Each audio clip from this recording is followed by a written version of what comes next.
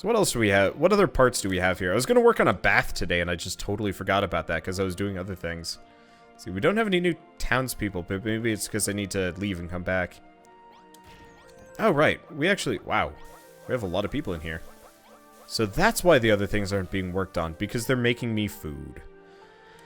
I guess let's... Oh, wait, no. I've got a shit ton of crab. I don't need these eggs. Well, at least we never have to worry about food ever again. Not like we ever did. I could just kill... Crabs, this is a weird remix.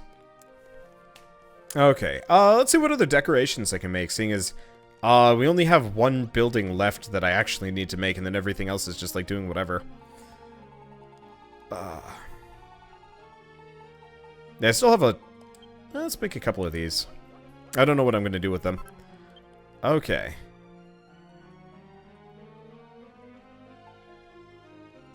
Bold banner. I'm just going to make one of each. How old is Wander? After hearing his Shank voice, this one sounds like he went through puberty a second time. I am 26 years old. I was 23 when I started YouTube. So the reason why it probably sounds like my voice got crazy deep, between Shank and now, is actually because it did. Thing about YouTubing is, the thing about YouTubing is constantly talking, makes your voice drop really hard. Like, I actually used to be a squeaker, not when I started YouTubing and stuff, but like, I actually had, like, a really high squeaky voice when I was in elementary and middle school. It was bad. I am very glad I'm past those days. Oh yeah, this looks nice.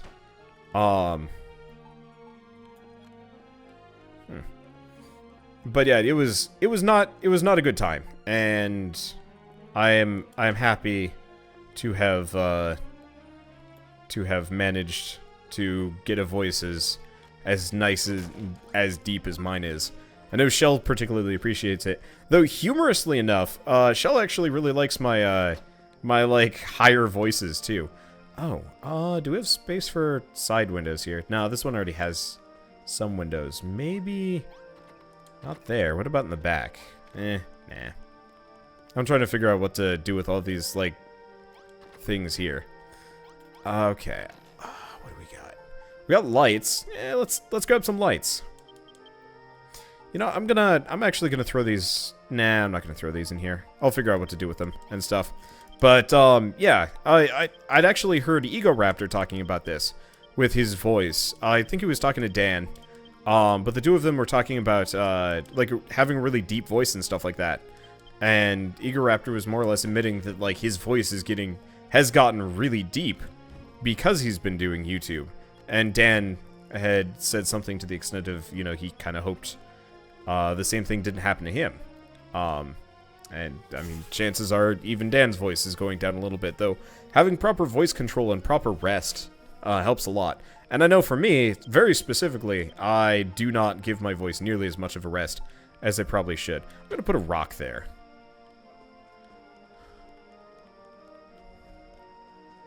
I'm going to put a rock there. I might break them, but I just wanted to put rocks there. Stuff. I could put, like, ivy on. I'm just trying to figure out what to decorate and whatever. But yeah, mainly, I've just been talking so long that that my voice has been pushed deeper and deeper and deeper, which I'm a fan of. I don't know. I was always jealous of Birdcatcher's deeper voice. And then there's another guy who actually is transgender now, which caught me by a bit of a surprise, but whatever. But PA Master, back before she started her transition, she had this really wonderfully deep voice, which I feel really bad about now, because it's just like, ooh, trying to transition away from that kind of voice is going to be rough. But yeah, PA Master had just this wonderfully deep voice, and I really enjoyed listening to that. What about a rock in the middle of a water fountain surrounded by benches, like a mini park? Yeah, probably should have done that. Alright, whatever. Not a big deal. At some point I'll get some more arena tickets and then we'll probably have a bunch of spare rocks and stuff like that. Okay, so what do we got? We've got Craftsman Row, which is really nice. I'm gonna need to work on it a little bit. Like, obviously, we still have this place. You know what? Let's finish this one. Seeing as we've got it here. I need dirt blocks. Maybe we'll do the stone roof thing that we did with the other one. But yeah, a mini part could be really cool. But I don't know. I get really grumpalicious at new YouTubers across the board. Cause like, I was an idiot when I was starting, but I was an idiot of, I didn't know what I was doing, not, I had really bad ideas and I was gonna commit to them no matter what. Actually, no, correction. I was like that. I had bad ideas, and I committed to them. Except for they worked out.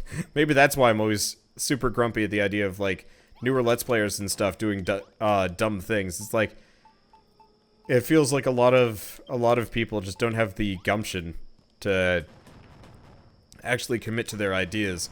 And so they just kind of half-ass it and then whine about it. Yeah, I'm old. Okay. Okay, there we go. I'll replace these parts in a second. Honestly, what I kind of want to do is move things around a little bit, seeing as we've busted it all up.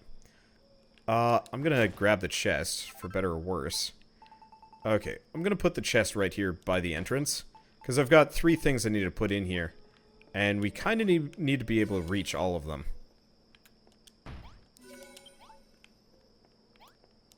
There we are. Okay, much better. Much bigger, too, and stuff like that, but that's okay. Okay.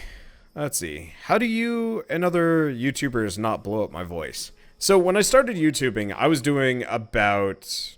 I mean, yeah, it's vocal practice. That's ultimately the easy way to put it. The not-so-easy way to put it is, when I started YouTubing, I was doing... like 10-15 minute episodes for the most part, and I never really went farther than that. I also had a co-commentator, which helped a lot, but effectively between the two of us we were able to mostly, you know, cover commentary, and I didn't have to worry about my voice. And then I started branching out into solo stuff because Shell wasn't as interested in what I was doing. Do you wanna expand this out and do like a double window?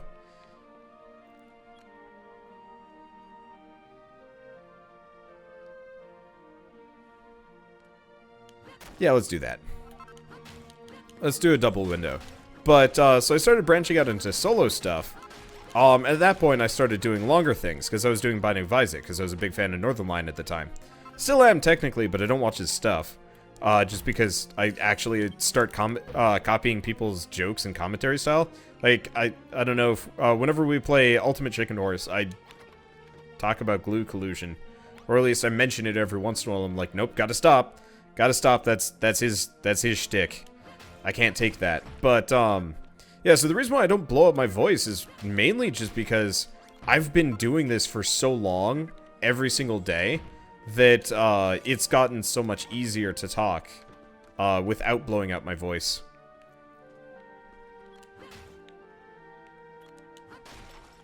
And, yeah, so, effectively, practice and dedication to it. I don't know. It's probably not the easiest answer for a lot of people. I know there are also like voice exercises you can do. I know Birdcatcher specifically had like a whole big guide on how to do proper voice control, but I didn't pay attention to it. I was lazy. Okay, let's grab some wooden floors here. We're gonna do the same.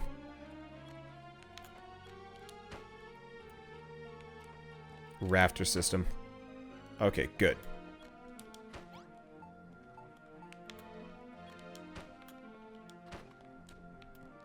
Oh, interesting. It won't let me conventionally. Okay, whatever. I'll just do the scaffolding up out here. Okay, so being asked what was my first series on YouTube. I mean, you could check, actually. I think you can sort YouTube channels based on, I think you can sort YouTube channels based on their... Oh, shoot. I did this wrong. Do I want to go back the other way? Yeah, we do. Okay, but yeah, my very first series on YouTube is, damn it. My very first series on YouTube was, Banjo-Kazooie. Banjo-Tooie, I guess? But we scrapped that one because of mic issues. And we never went back. Though I have the rare collection, and I've always wanted to, but we'll probably be doing ukulele. But, I wouldn't recommend that one, if only because that was on my laptop microphone. Generally, if people want to see, like, early Wanderbot, I generally highly recommend, Shank, actually. And, like, I'm gonna commit to this one. I really do think Shank is probably the best example of, you know, what my channel is and sounds like and stuff like that. Because, yeah, that was the first solo series I ever did, and I did not know what the heck I was doing. It was great. I liked that. I liked that series a lot. Even though I was bad at it, it was a good trial by fire.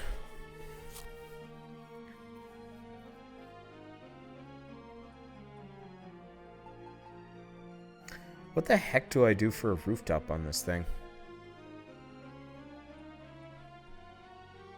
Because I could do stone stairs, but that would... I don't think it would match. Let's take a look. Let's take them out. Let's take a look.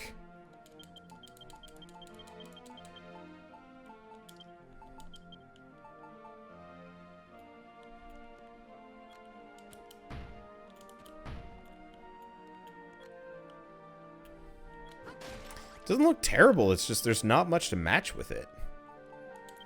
I mean, we could try, like, castle walls. But it doesn't really match with the...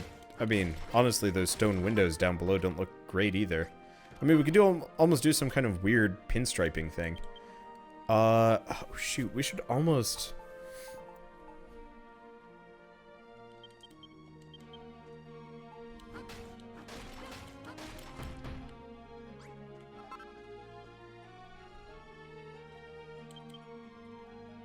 Oh, do I have... I have stone foundation now, don't I? Yeah, I got like 50 of this stuff. Alright. Maybe that'll help. See, do I have tips on solo commentary? Do it. Just talk. You don't know what to talk about? Talk about the weather. I don't care. Nobody cares. The thing is about solo commentary is while you practice solo commentary, nobody is going to hear it.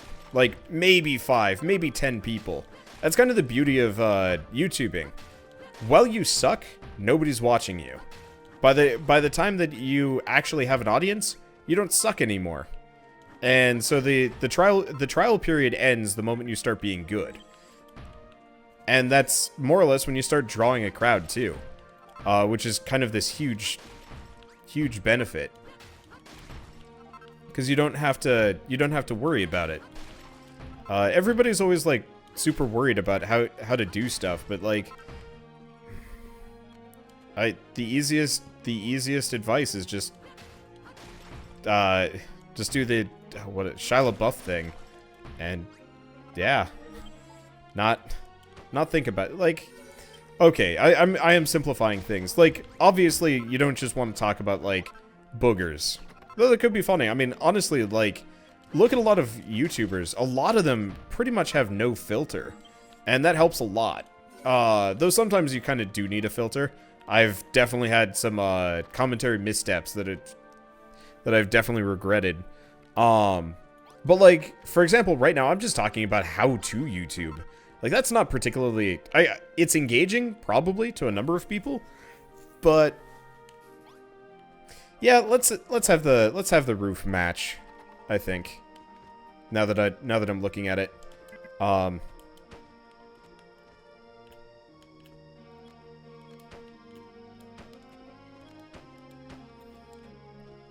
Okay. But yeah, I'm just talking about like an easy topic that comes to mind and doesn't take too much effort for me just because I don't really have much else to talk about here. A lot of the times it's actually really easy to, it's actually really easy to start learning how to YouTube over a game that you're particularly familiar with. Personally, I actually think that's a terrible idea. If you know a game too well, your commentary gets stale. That's why I very rarely, if ever, have done a series on a game that I specifically have played before. It's why I stay away from a lot of games. Because you kind of want to learn how to commentate every game individually, right from the get-go, kind of in its own way. If you fall back to the same tropes every single time, you stop being interesting. That's why I stumble sometimes and not know what to say, because a game can particularly, like, do my thought process. I had a lot of problem with Nier Automata last night, and will probably continue to have that problem when I'm playing Nier Automata when it actually comes out, because that game is the kind that's just going to melt my brain. And I mean, it sucks, but whatever, it'll be fun. But it's kind of one of those where it's like, yeah, all right, I'll have my bad series where my commentary is bad, and I'll have my good ones, and it's just one of those that instead of being like super, you know, let's just make all of it. We're gonna need to make more magic dye and some other shit and whatever.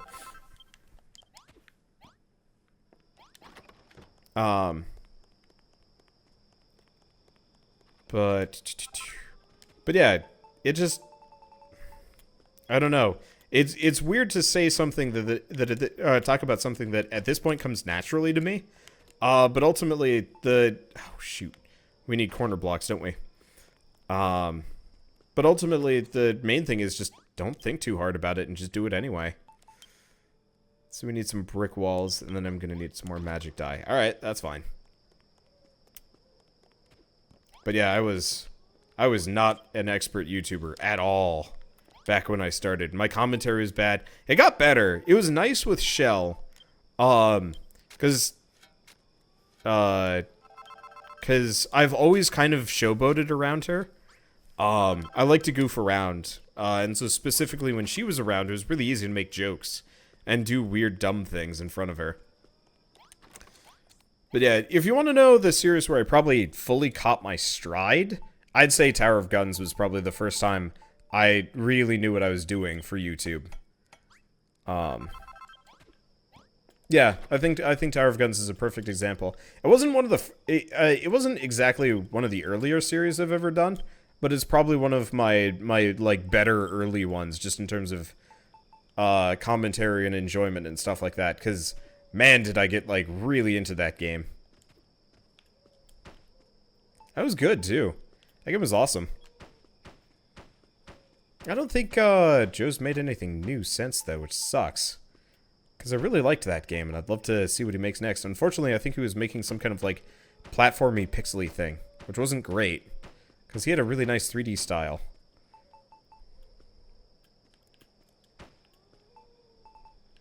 Oh, well. You don't always get what you want when it comes to developers and stuff. What's an example of a developer that made like some really good games and have just floundered? EA. Oh yeah. I guess they did Titanfall 2 pretty well comparatively, but still.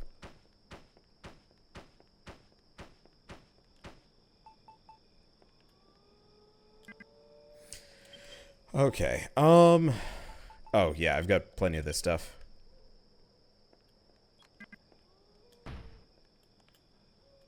I'll just fill the ceiling.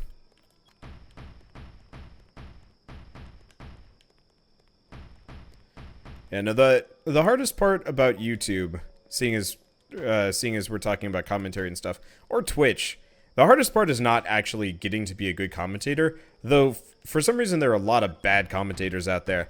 The hardest part about, like, YouTube or Twitch or anything like that is, growth. The, like, back-end dumb shit that nobody wants to learn how to do. That is the hard part of YouTube. I know people that have been in the game for years and have barely managed to accrue more than a couple hundred subscribers. I mean, Birdcatcher I love him to death, but growth was never on his mind, which helped. But in a lot of cases, you know, he also specifically hasn't done much to help that situation. And I guess a lot of it has to do with the fact that he is kind of shackled to me, as a person. Because as it stands, I take up pretty much all of his potential recording time, and don't let go. Who's a better example? I don't know. Get off my rooftop! I'm making it here. Jeez. Who's a... you know what? I don't want to talk about examples, but I know a lot of people that, like, very specifically have been YouTubing longer than me, even. And a lot of them... Oh, here's a great example, actually. You want to know, like, almost... I'm not going to say a perfect, YouTube group, but I really dig, the downright D-pad. Or I guess they're just called the D-pad now, I think. I don't know, it's been a while. But, I really dig their content. Their commentary is generally on point. They're pretty funny dudes and chick and whatever. And, you know, the content they produce is very high quality stuff. We have actually run out. Well, I guess I could always just leave it as a... Not leave the top empty, but do something with it. I also do need to figure out where the chimney should go. Probably. But yeah, for them, not to besmirch them or anything like that, but okay, the kind of content that they've been producing for years is kind of what the Game Grumps do, but they didn't have an ego raptor to get them started. They just had some dudes that did an internet podcast for fun. But they only play Legend of Zelda, Mega Man, stuff like that. And the problem with stuff like that isn't that those games are necessarily bad to do on YouTube, but they've been done to death. And so you almost never manage to actually accrue any reasonable amount of growth with, you know, old games, because nobody's looking for them. And even if they are, they're gonna find people like the Game Grumps or long plays that have existed since YouTube existed and stuff like that. You know, places where almost nobody would actually be looking for a series anymore. I'm a little bit leery about playing Twilight Princess this weekend, just because I don't know how many views it's going to get. But it's also one of those where I'm not terribly worried about growth at this point on my channel, because life is going well. Like, really well for me. But you know, the trick is for them, they have only stayed more or less retro, which is terrible if you're meaning to, like, get any level of growth. Who else is kind of a good example? I mean, poor Stainless got stuck in the, I'm gonna call it the Minecraft channel trap. Though Stainless specifically only played, like, a little bit of Minecraft. But the guy got really popular for one specific game. Payday. Huh. Where'd that come from? I have no idea. But yeah, he got really popular with Payday, which was a great game at the time. But the problem with Payday is, of course, the game doesn't change enough. And so after a certain point, you can only do so much.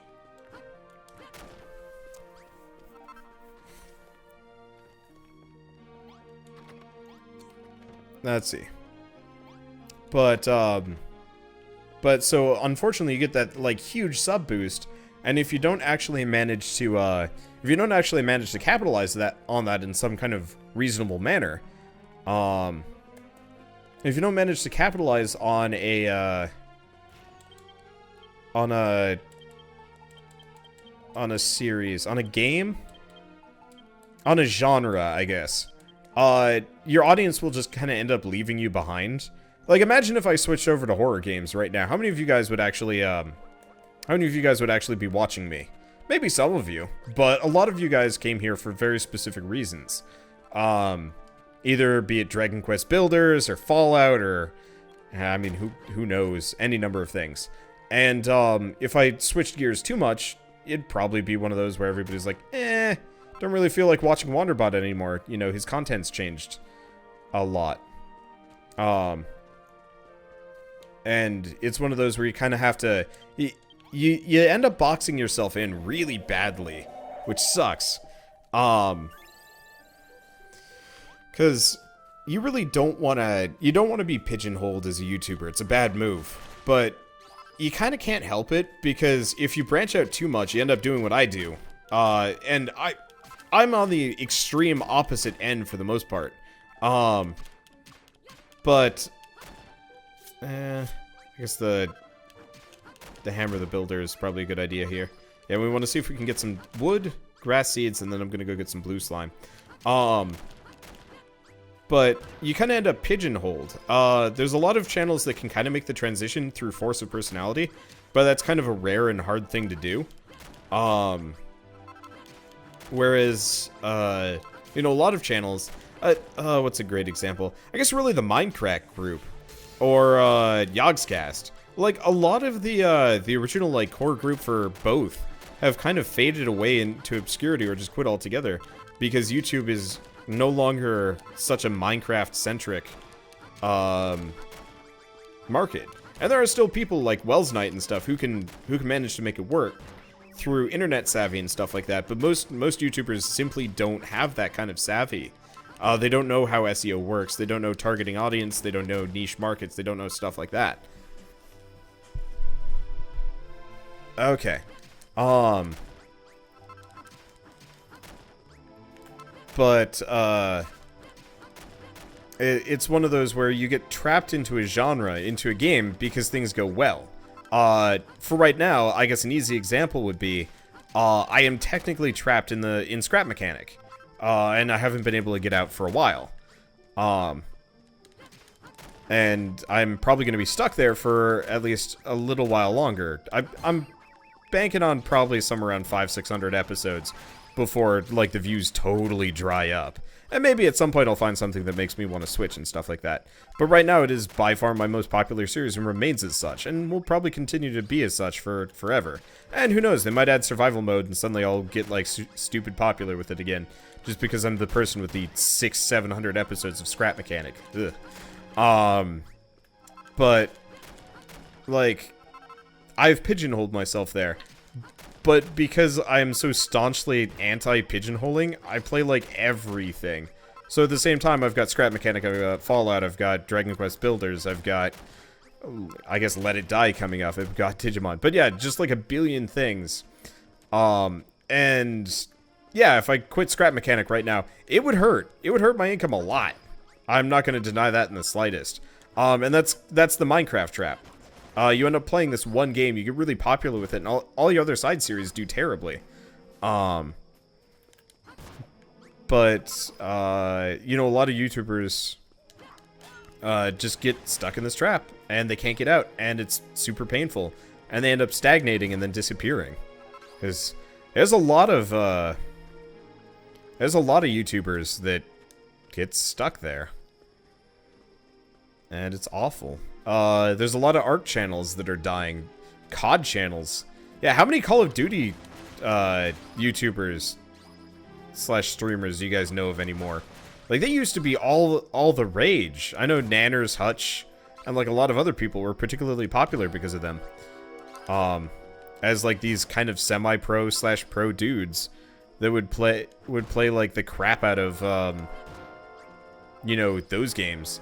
And because at the time Call of Duty was such a popular thing in the market, they could get away with it.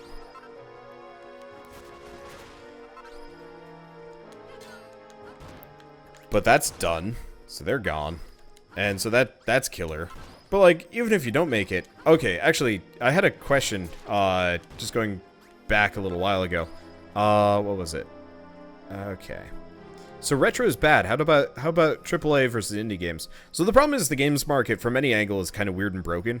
And every market is bad. Indie games are a gamble. What's a good example?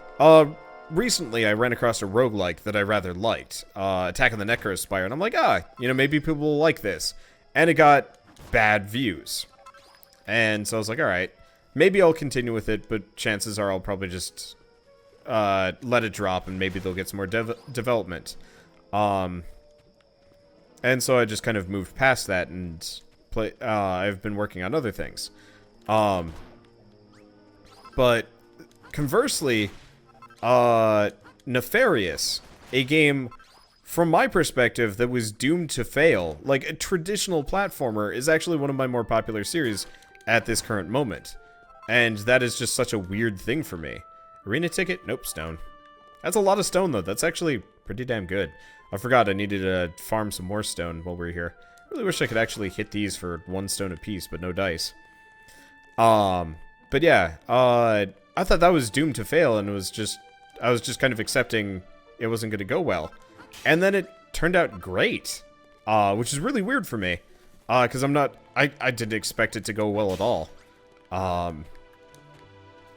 And I'm actually super stoked because it's a fun game. Of course, I've already beaten it at this point, but whatever. But yeah, that was such a weird crapshoot, and I had no way of predicting that. Same thing with Holy Potatoes the Weapon Shop. I did that because I thought it looked stupid. I thought the game was gonna be like, you know, I'll just play this for a little while and have fun with it. And then, you know, I did what, a 30-part series on it or something crazy. But that was such a weird gamble, and you have no way of knowing. I know there's a lot of YouTubers out there that specifically do know. I chat with them a lot. You know, Dragass, C-Top, well, not Weasel so much. Dude is pretty quiet. Dragass, C-Top, Blitzkriegler, stuff like that. Those guys know the market better than anybody. It's weird listening to them talk. Like, they can look at a game and be like, yep, that'll succeed or that'll fail. And 9 times out of 10, they're absolutely correct. And, you know, every once in a while they get a misstep. You know, games disappear too fast or games take off that they totally missed. But for the most part, those guys can just snipe games. And so I've actually kind of withdrawn from them. So whenever they start talking about a game, I cross it off my list because it's not worth my time anymore. Because the problem with indie games is they've got a really limited market. Generally, you know, a person's only going to want to see like a certain amount of Shovel Knight before they move on. And, you know, after a certain point, you kind of get the resurgence. And this is true of technically any game, but with indie games, you know, it is a gamble because there's a very real possibility nobody's even going to know about this game that you're playing. Nobody's even going to, like, think about it. They'll be like, whatever. It's just, you know, Assault on the Necrospire. And they're not even going to look because they don't know the game exists. But at the same time, this is a trade-off that almost kind of works in its favor because a lot of YouTubers will totally ignore Assault on the Necrospire. I only did 1 video, and apparently I'm like the only person that did any videos on it. So if you were a young and inspiring YouTuber, that's a niche market that you can probably get on, and somebody's going to find you for it because I'm definitely not going to be filling that area and forcing you out or whomever out. Whereas like trying to get on the indie market for other things, like what's a example? I guess Scrap Mechanic. That worked out for some people, but like if you're a particularly new YouTuber, it'd be hard. I know like Scrap Mechanist and I think Diesel Designs kind of made it work, but a lot of other ones were just completely steamrolled. And that's it. So if I remember right, there's actually something in here. Well, there might have, but I don't think so. I have no idea. Whatever, let's get some more vines here. But yeah, retro games, I've kind of already explained the problem with them. It's not that it's bad playing retro games, it's just nobody's looking for them anymore. And since retro games don't re-come out generally, you're kind of out of luck. There are things like HD remakes and re-releases and stuff that you can kind of hop on, but it doesn't work great.